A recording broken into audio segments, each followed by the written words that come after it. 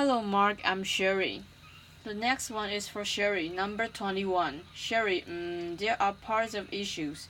First of all, you have 17 seconds left, so that's fine. Out down here, you have the problem with the language usage. Like, for instance, you start your speech by saying, I think to expect nothing is the most difficult thing for me to leave. I think that is very awkwardly written. The most, I don't, you have to change it. It's not a difficult thing for you to leave, but I think it's a difficult thing for you to do. It's a little bit difficult. What you read in here, and then you say, what would I say that? Rather than ask us to answer that question, why would you say that? Even if it's a rhetorical question and you don't expect the answer, just get to your point. And what you read in here, I'll tell you 1 second. The problem here is you often talk about others, not yourself. You say, if you have a girlfriend or a boyfriend, you must expect, if you left home for a long time, you must miss your home. You will encourage yourself, you can go home, you have the power. Can you imagine? You keep talking about others. What about Sherry? That's what I that's who I want to hear from. When you say you, it's like saying we. You're speaking about others.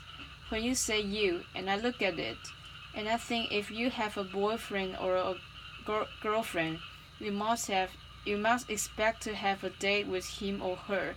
Actually, that's not a correctly written sentence, even by itself.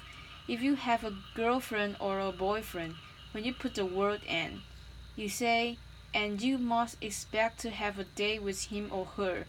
Then you put the period. You're not finishing your thought.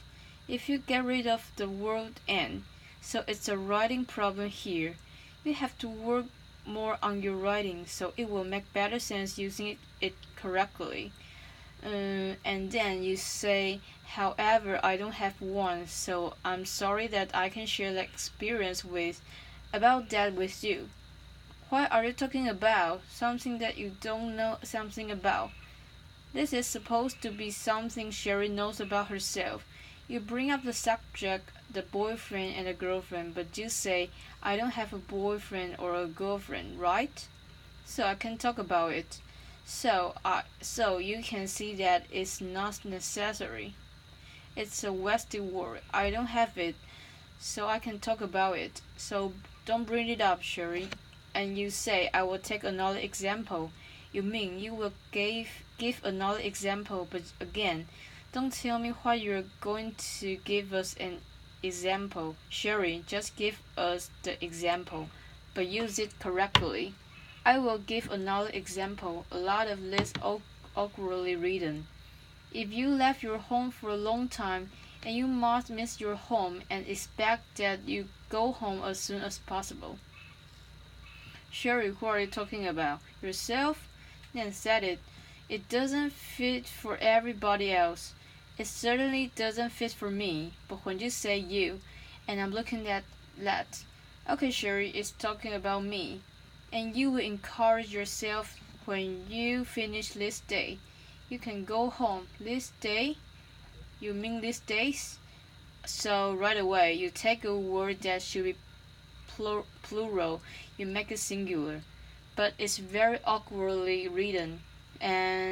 But again, you finish these days, you mean when you leave. When people leave their house, they can wait to run back home again. And you think everybody feels that way. I had to tell you, it's not true.